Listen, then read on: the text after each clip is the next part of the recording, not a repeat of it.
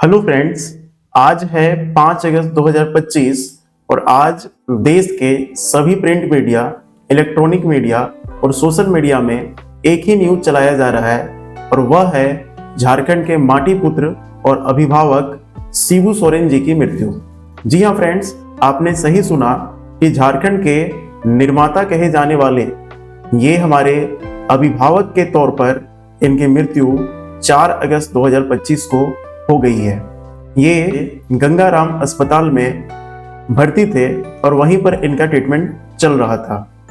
इस दुखद की घड़ी में हम सभी भारत की जनता और झारखंड की जनता इनके साथ हैं और इस साथ को निभाने के लिए और ढाढ़स बंधाने के लिए प्रधानमंत्री और कई केंद्रीय मंत्री गंगाराम अस्पताल पहुंचे थे।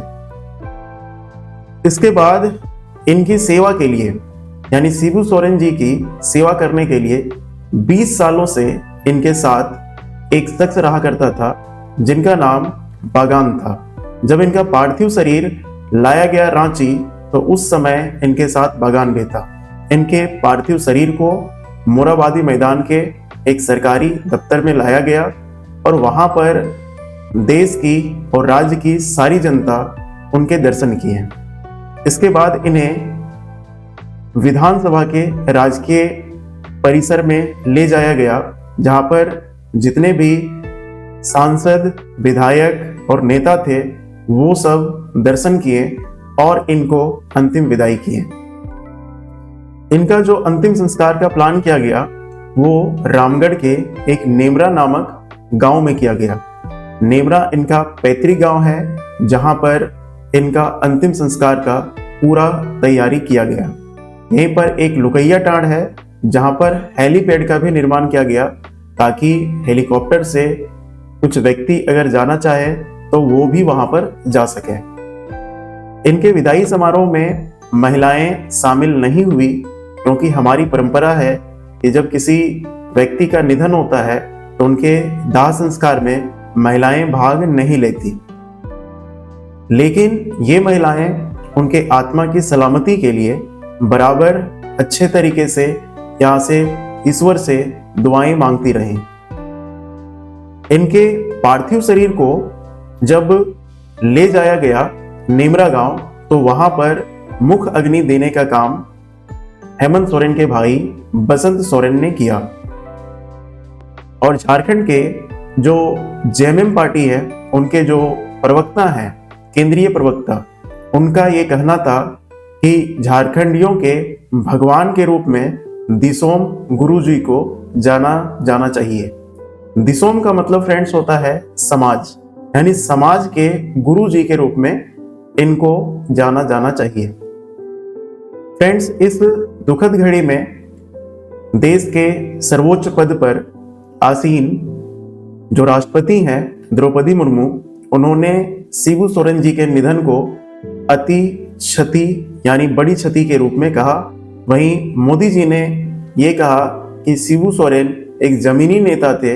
ये सोशल मीडिया में भले एक्टिव नहीं रहते थे लेकिन जमीन पर इनके कार्य दिखते थे। फ्रेंड्स, गुरु जी की जो शादी हुई थी वो सरायकेला खरसावां के जो चांडिल प्रखंड है वहां पर एक गांव है जिसका नाम है धातकीडी, वहीं पर इनकी शादी हुई थी।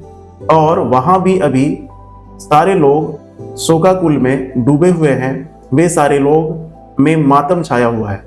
उनकी छोटी बहन का कहना था कि जब कभी ये आंदोलन करते थे तो ये मेरे घर में आकर के आंदोलन की रणनीति बनाते थे और इनको साइकिल में घूमना बड़ा पसंद था। इसलिए ससुराल आने के बाद आज के लोग जिस तरीके से बुलेट से घूमते हैं तो वो साइकिल से ही घूमना पसंद करते थे। ये पूर्ण शाकाहारी थे। ये मांसाहारी भोजन बिल्कुल भी पसंद नहीं करते थे। पीठा, दही, मक्खन ये सब इनका जो है प्रिय भोजन में शामिल था। ये नेता जन नेता के रूप में जाने जाते थे क्योंकि ये अपने संबोधन में सभी लोगों का आदर करते थे और विश्वास और अपनत्व की भावना को ये प्रचार प्रसार करते थे। ये सत्ता को कभी भी साधन के रूप में नहीं देखते थे और ये समाज में बदलाव का एक हथियार के रूप में इसको देखते थे। उनका जो पूरा जीवन है वो आदिवासियों, गरीबियों और हाशिए पर बैठे जितने भी लोग हैं उनकी लड़ाई के लिए समर्पित रहा। उन्हें लाखों दिलों का नेता यही सब चीजें बना दिया, और चाहे सत्ता में कोई रहे या विपक्ष में रहे, है ना, उन्होंने हमेशा जनहित के मुद्दों को सर्वोपरि रखा, है ना, कि पहले समाज के लोगों का हित हो, यही हमारा सबसे ऊपर रहना चाहिए। ये राजनीति से अधिक एक विचार के रूप में जाने जाते हैं, और ये एक राजनेता नहीं थे। बिल्कुल आप सही समझ रहे होंगे कि राजनेता नहीं थे, ये एक विचार थे जो हमेशा आत्मनिर्भरता, अधिकार और स्वाभिमान के विचार को लेकर के चलते थे। और ये लोगों को सिखाते थे कि अगर कम संसाधन हो तो भी हम लोग कुछ अच्छा कर सकते हैं, और इरादे मजबूत हो तो बहुत सारी चीजों की हम लोग प्राप्ति कर सकते हैं। इसलिए इन्हें एक विचार के रूप में देखा जाना चाहिए, एक व्यक्ति के रूप में बिल्कुल भी देखा नहीं जाना चाहिए। और फ्रेंड्स, शिवलाल, जिन्हें हम लोग अभी फिलहाल में गुरु जी के नाम से संबोधन करते हैं, तो ये जो शिवलाल है, ये दिसोम गुरु कितने संघर्षों के बाद बने, यानी सामाजिक गुरु कितने संघर्षों के बाद बने, ये हमारे आज के जनरेशन के जो युवा लोग हैं उनको जरूर सीखना चाहिए। फ्रेंड्स, इनका जन्म 1944 में कहां पर हुआ था? तो नेमरा गांव में। और नेमरा कहां पर है? रामगढ़ में। बचपन का नाम शिवलाल था। गोला आप नाम सुने होंगे, जो बोकारो के करीब में है, तो गोला पेटरवाद नाम सुने होंगे। वही गोला हाई स्कूल से इन्होंने यहाँ पर सरकारी स्कूल से पढ़ाई की, और 27 नवंबर 1957 को जो उनके पिता थे, जिनका नाम है सोबरन सोरेन, है ना, उनकी हत्या कर दी गई। और कौन लोग हत्या किए थे? तो महाजन को। महाजन समझते हैं जिनसे पैसे आप लेते हैं, उधारी लेते हैं और ब्याज खाते हैं, उन्होंने हत्या कर दी थी। और यही घटना जो है इनको झकझोर दिया, और ये आगे बढ़ने के लिए हमेशा तत्पर हो गए, और इन शक्तियों से लड़ने के लिए हमेशा प्रयास करते रहे। उनके पिता शिक्षक थे और गांधीवादी थे, यानी गांधी के आदर्शों पर ये चलते थे, और वो हमेशा अन्याय के खिलाफ आवाज उठाते थे, और महाजनों द्वारा जमीन पर जो कब्जा किया जाता था उनका ये हमेशा विरोध करते थे। पिता की हत्या के बाद ये पढ़ाई छोड़ दिए और महाजनों के खिलाफ ये संघर्ष करने का फैसला ले लिए। गोला के आसपास जितने भी आपका महाजन थे उनके खिलाफ में युवाओं को एकजुट करने लगे, और युवावस्था में ही वो मुखिया चुनाव लड़े, लेकिन उन्हें धोखे से हरा दिया गया। संथाल युवाओं को एक करके ये फिर बाद में संथाल नवयुवक संघ बनाए, और फिर संथाल के उत्थान के लिए सोनोत संथाल समाज का इन्होंने गठन किया। बाद में संथालों की जमीन पर महाजनों द्वारा कब्जा करने के खिलाफ धनकटनी आंदोलन शुरू किए। धनकटनी आंदोलन क्या था, अभी हम लोग थोड़ी देर में बात करेंगे। फिर आगे गोला, पेटरवाद, जेनामोड़ और बोकारो में ये आंदोलन को मजबूत करने के बाद विनोद बिहारी महतो से ये मुलाकात की है, और फिर धनबाद गए। वहां कुछ दिनों तक विनोद बाबू के घर ही रहे, और आगे का प्लानिंग ये करने लगे। पुलिस से बचने के लिए शिबू सोरेन ने पारसनाथ की पहाड़ियों के बीच अपना जो एक गांव है, पलमा गांव, को अपना केंद्र बना दिया। फिर टुंडी, जो अभी गिरिडीह के अंतर्गत आता है, वहां पर पोखरिया में भी इन्होंने अपना आश्रम बना लिया। टुंडी के आसपास महाजनों के कब्जे के से संथालों को जमीन को मुक्त कराया, यानी जो जमीन जिनके जब्त कर लिए जाते थे महाजनों से, उनको ये मुक्त कराते थे। आदिवासियों के उत्थान के लिए ये सामूहिक रूप से, है ना, खेती बाड़ी करना या पशुपालन करना या रात में पाठशाला का आयोजन करना, ये सब कार्यक्रम इन्होंने चलाना शुरू कर दिया। फिर टुंडी और उसके आसपास शिबू सोरेन की एक पैरेलल गवर्नमेंट चलती थी, समांतर, गरीबों के खिलाफ जो सरकार चल रही है ना, उसी के पैरेलल में ये क्या करते थे, अलग सरकार भी चलाते थे, और उनकी अपनी न्याय व्यवस्था थी। ये अपने संथालों के लिए क्या करते थे कि अलग जस्टिस सिस्टम रख लेते थे, कि वहीं पर उनको जस्टिस मिल जाए, न्याय मिल जाए, और वहीं पर क्या करते थे, वे फैसला भी सुनाते थे। तोप चाची, जो अभी धनबाद है, धनबाद के क्षेत्र में पड़ता है, वहां के जंगल में एक दरोगा की हत्या के बाद शिबू सोरेन को किसी भी हाल में पकड़ने का सरकार ने आदेश दे दिया था। ये सब क्या करते थे कि जो गरीबों का, आदिवासियों का शोषण करते थे, उनको हत्या कर देते थे, तीर मार देते थे और उनकी हत्या कर देते थे। इसलिए यहां पर इनको पकड़ने का आदेश भी दे दिया गया था। वहां पर पुलिस का यह भी मानना था कि इन्हीं के इशारे पर यह हत्याएं की जा रही है। धनबाद के तत्कालीन डीसी जिनका नाम है केवी सक्सेना ने शिबू सोरेन से जंगल में स्थित उनके अड्डे पर मुलाकात कर उन्हें मुख्य धारा में शामिल करने के लिए राजी किया कि आप अलग रास्ता क्यों बना रहे हैं, अलग सरकार क्यों बना रहे हैं, आप मेन स्ट्रीम में आ जाइए, आपको हर सुविधा दिया जाएगा। 1973 में शिबू सोरेन, विनोद बिहारी महतो और ए.के. राय ने मिलकर एक पार्टी बनाया और उसी पार्टी का नाम क्या है तो जेएमएम, यानी जेएमएम का गठन कब हुआ था तो 1973 में बना था। और ये आप समझ लीजिए कि इसका गठन करने का मकसद यही था, है ना, कि जितना भी शोषण किया जा रहा है महाजनों के द्वारा, है ना, वो सब चीजों को धीरे धीरे खत्म किया जाए। ठीक है, विनोद बाबू अध्यक्ष और शिबू सोरेन महासचिव इस पार्टी के बन गए। 1975 में जब आपातकाल लगा था, इमरजेंसी का पीरियड चल रहा था, इंदिरा गांधी सरकार में थी, उस समय शिबू सोरेन को समर्पण के लिए तैयार कराया गया था। बाद में उन्हें धनबाद जेल में रखा गया जहां पर झगड़ू पंडित उनके साथ थे और तत्कालीन जो प्रधानमंत्री इंदिरा गांधी थी, इन्हीं के निर्देश पर बिहार के तत्कालीन मुख्यमंत्री यानी सीएम डॉक्टर जगन्नाथ मिश्र ने शिबू सोरेन के रिहाई का रास्ता साफ कर दिया। यानी लोगों को ये समझने में भी लग जाता था कि ये आदमी जो है किसकी लड़ाई के लिए काम कर रहा है, क्या ये सरकार से इसकी जो है लड़ाई है या फिर अपने हक की लड़ाई है, आदिवासियों की लड़ाई है। तो बहुत कुछ समझने बुझने के बाद यहाँ पर देख सकते हैं कि पीएम इंदिरा गांधी भी इनके सामने झुक गई और इनके निर्देश पर फिर बाद में इनको शिबू सोरेन को जेल से रिहाई कर दिया गया। 1977 में शिबू सोरेन ने टुंडी से विधानसभा का चुनाव लड़ा, यानी जो विधायक बनने की जो कहानी है ये कब से स्टार्ट इनकी होती है तो 1977 से।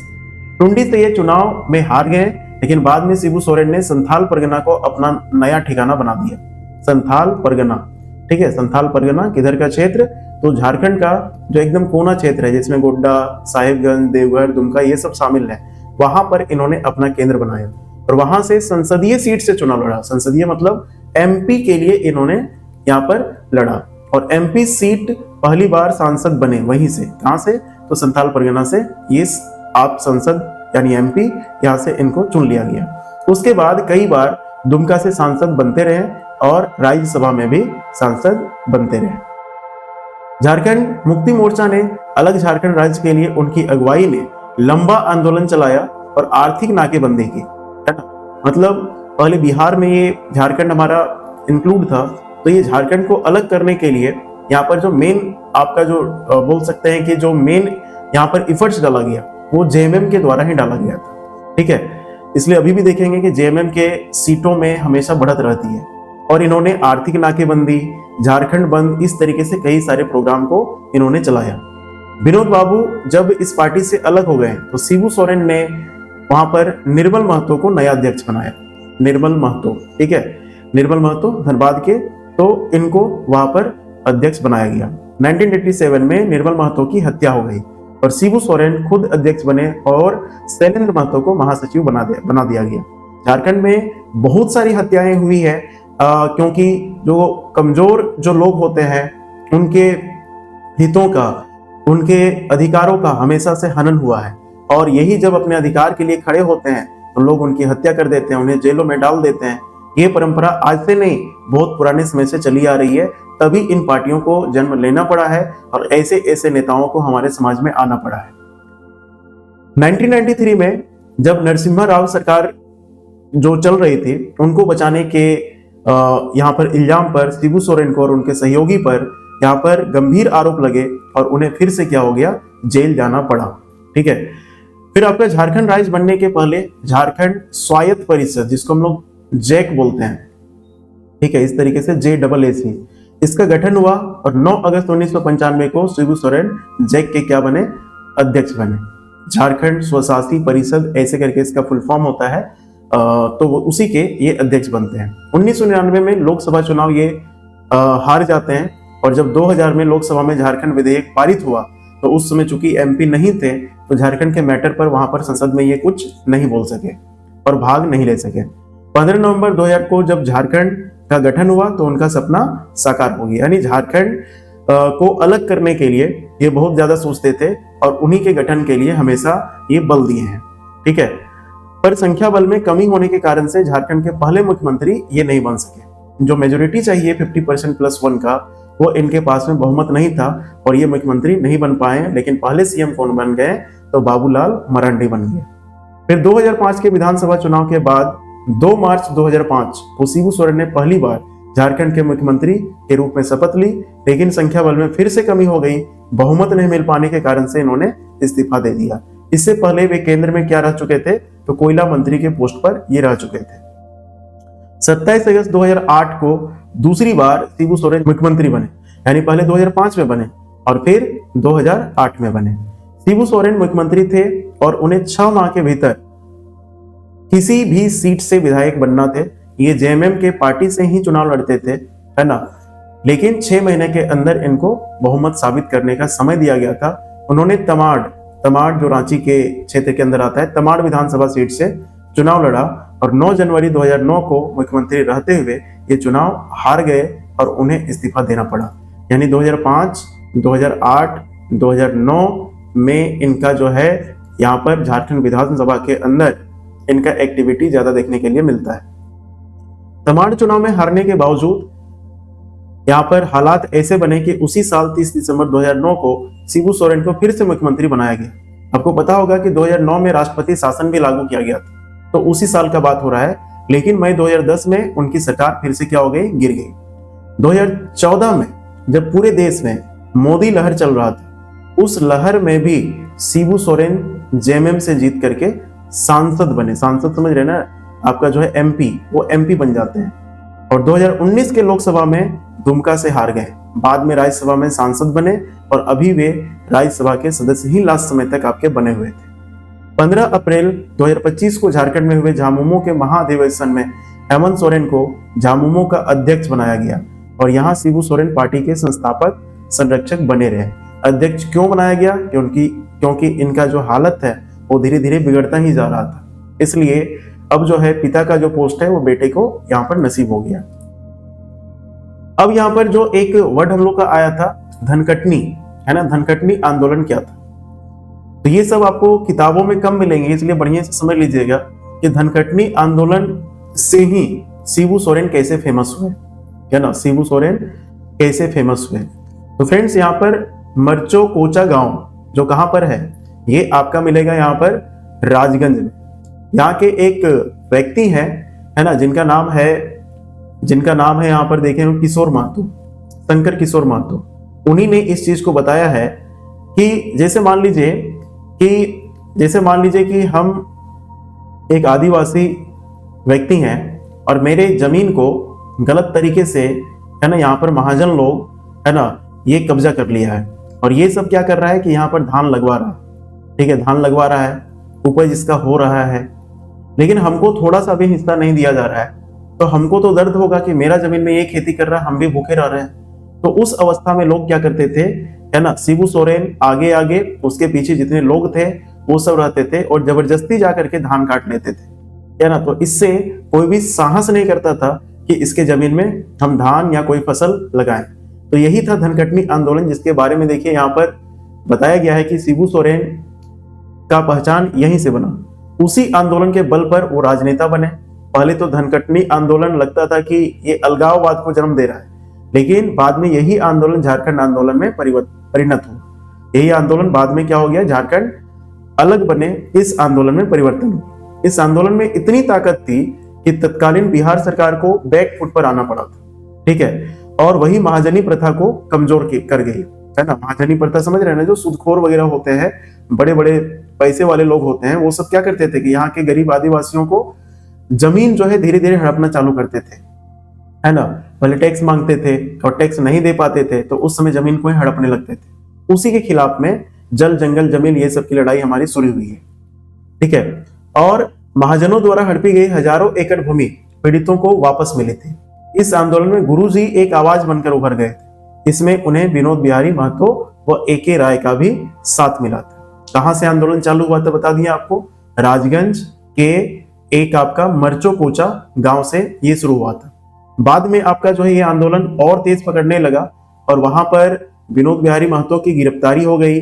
बाद में शिबू सोरेन अपने सहयोगियों के साथ अंडरग्राउंड हो गए और अंडरग्राउंड होने के बाद ये आंदोलन धीरे धीरे कमजोर जो होना चाहिए था वो हो नहीं पाया। एक और गुरुजी के खिलाफ शूट एंड साइट समझ रहे हैं ना, कि जहां देखो वहीं गोली मार दो, ये आदेश जारी किया गया था। और वहीं गुरुजी द्वारा एक नारा भी दिया गया था, जेल का ताला टूटेगा, विनोद बाबू छूटेगा, इस तरीके का नारा दिया गया।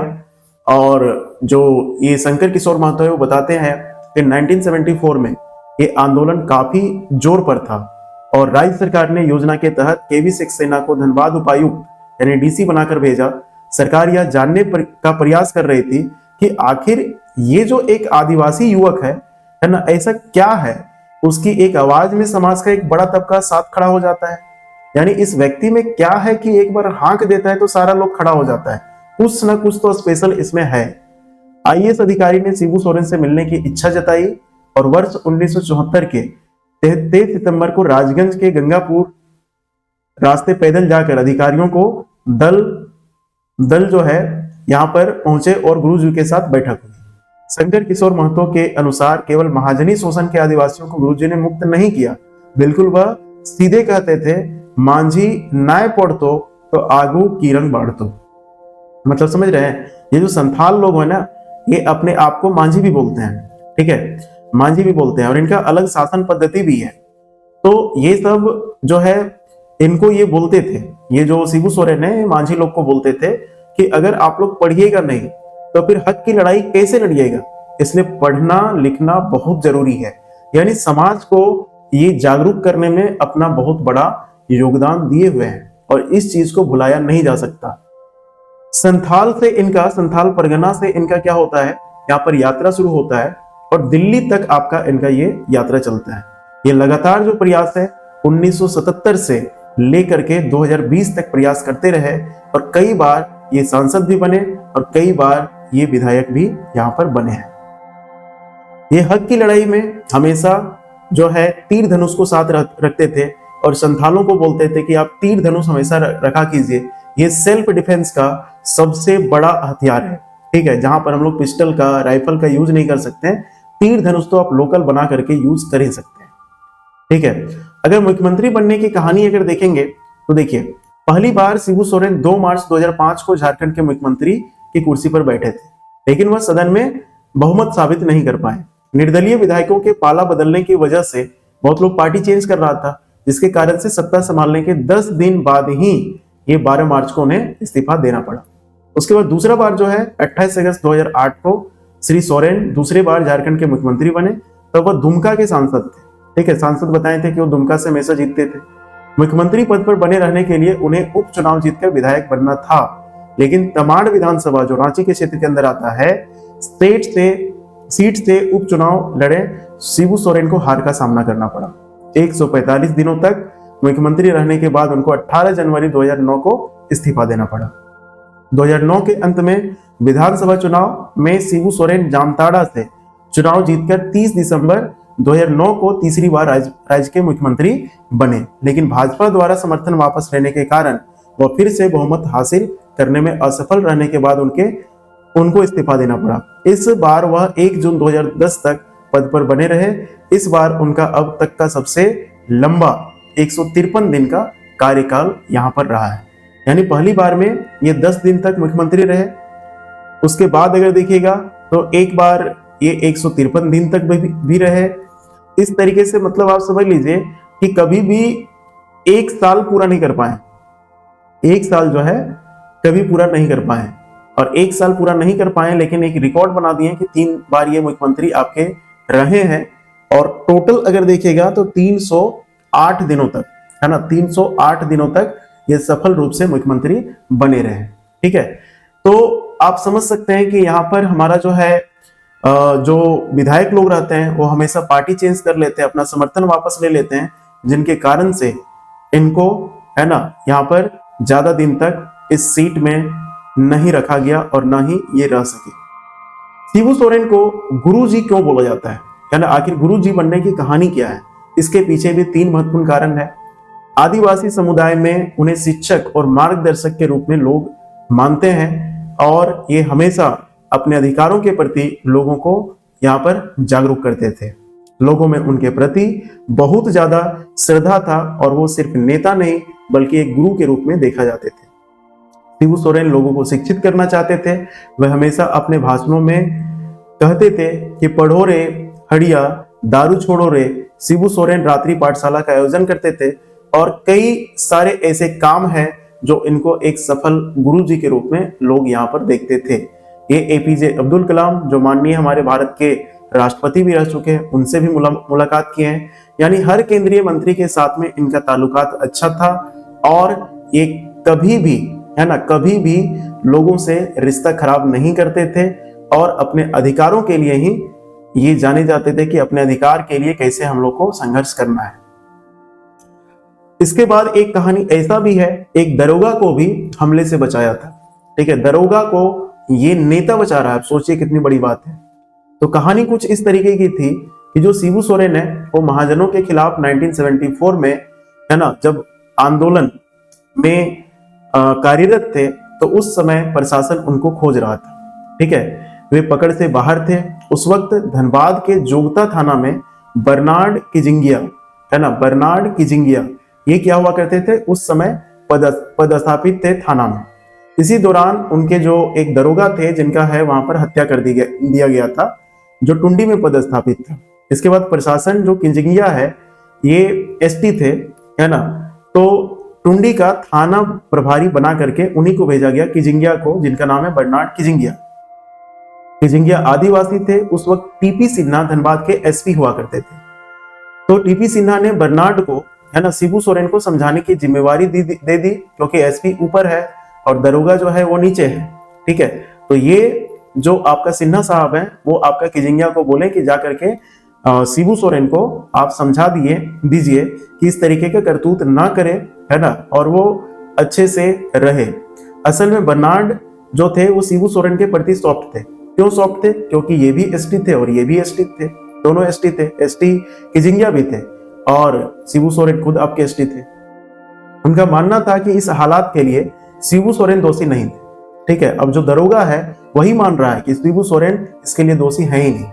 इसके बावजूद सोरेन पर कई आपराधिक मामले भी चले और इनको खोजने के लिए टिंडू में इधर उधर भटकते रहे। इसी दौरान बर्नार्ड जो है उसकी मुलाकात एक आपका कोसावा टुडू से होती है और कोसावा जो टुडू है वो बोलता है ना, दरोगा को कि शिबू सोरेन से हम आपको मिला देंगे, लेकिन वहां जो है जा करके कुछ ज्यादा हुड़दंग मत कीजिएगा। जब शिबू सोरेन सैकड़ों ग्रामीण के साथ बैठे, सभी ग्रामीण तीर धनुष लेकर के लेस थे। इस तरीके से आदमी लोग मान लीजिए बैठे रहते हैं तो वहां पर तीर धनुष के साथ थे और तीर धनुष के साथ में सारे लोग हैं। और इधर से यहाँ पर इसके नेता जो है वो शिबू सोरेन है और इधर से आपके क्या है, इधर से टुडू साहब और इधर से जो दरोगा साहब, ये दोनों की एंट्री होती है। तो उस समय इन लोग को लगता है कि गिरफ्तार करने के लिए शिबू सोरेन को आए हैं, तो ये सब तीर धनुष लेकर के तैयार हो जाते हैं। ग्रामीण उन पर तीर चलाने के लिए खड़े हो गए हैं। बर्नार्ड ने कहा कि वे निहत्थे हैं। बर्नार्ड बोले, है ना, कि वो किसी भी प्रकार का, है ना, हथियार लेके नहीं आया और इनको जो है गलत तरीके से गिरफ्तार करने का या गोली मारने का कोई उनका प्लान नहीं है। यह आवाज शिबू सोरेन ने सुन ली और उन्होंने ग्रामीणों को हमला करने से रोक दिया। ठीक है, अगर चाहते शिबू सोरेन तो बोल देते हैं कि इस पर हमला करो, लेकिन ये हमला करने के लिए नहीं बोले। ठीक है, दरोगा के ऊपर इस तरीके से यहां पर जो है क्या करते हैं कि शिबू सोरेन जो दरोगा है उनको बचा देते हैं वहां पर हत्या होने से। इसके बाद सोरेन ने उनसे बात की, कहा कि आदिवासियों को सहयोग करो, है ना, बोले कि आप समझाने के लिए आए हैं तो आदिवासी को सहयोग करो, इन पर जितना भी मुकदमा चल रहा है उसको वापस लीजिए, है ना, और प्रशासन के सहयोग से आदिवासियों पर चल रहे मुकदमों को वापस लेना यहाँ पर शुरू कर भी दिया गया। शिबू सोरेन का विश्वास इस तरीके से जीत गया और वह आगे चल करके शिबू सोरेन के आत्मसमर्पण का एक बड़ा कारण बना। ठीक है, इस तरीके से मतलब समझ लीजिए कि सॉफ्टली जहां पर मनाना चाहते थे सॉफ्टली मनाते थे, जहां पर उनको एक्शन लेना पड़ता था वहां पर एक्शन भी लेते थे। इनका और भी सोच था कि शराब जो है ये आदिवासी समाज को डुबा रहा है। शराब पी करके जो लोग हैं वो धुत रहते हैं और अपने अधिकारों के लिए लड़ नहीं पाते हैं, इसलिए शराब बंदी का कानून भी इन्होंने लाया और फिर अपने घरों में भी समझाना चालू किया, अपने सोसाइटी में भी अवेयरनेस प्रोग्राम लाना चालू कर दिया। इस तरीके से शराब, क्योंकि आप जानते हैं कि आदिवासी समुदाय में, है ना, कई लोग क्या करते हैं कि ये सब बेच करके अपना व्यवसाय करते हैं। लेकिन उन्हीं को जाकर के ये समझाते थे कि व्यवसाय अपने जगह है, लेकिन पहले अधिकार आप लीजिएगा, पढ़िएगा लिखिएगा नहीं तो फिर आप जो है बस इसके चलते जो है आपका जीवन तो पूरा जिंदगी भर नहीं चल सकता। इसलिए हमेशा क्या करते थे, ये अवेयरनेस प्रोग्राम चलाते थे। माटी के इस पुत्र के निधन पर हमारा पूरा देश दुखी है और ऐसा लगता है कि हम लोगों ने एक बहुत ही बहुमूल्य हीरे को खो दिया है। ये जमीन से काफी जुड़ा हुआ रहते थे और इनको बहुत ज्यादा मॉडर्न लाइफ पसंद नहीं था। हर प्रकार के जो रूरल एरियाज में, ग्रामीण क्षेत्र में काम होता था, ये भी क्या करते थे।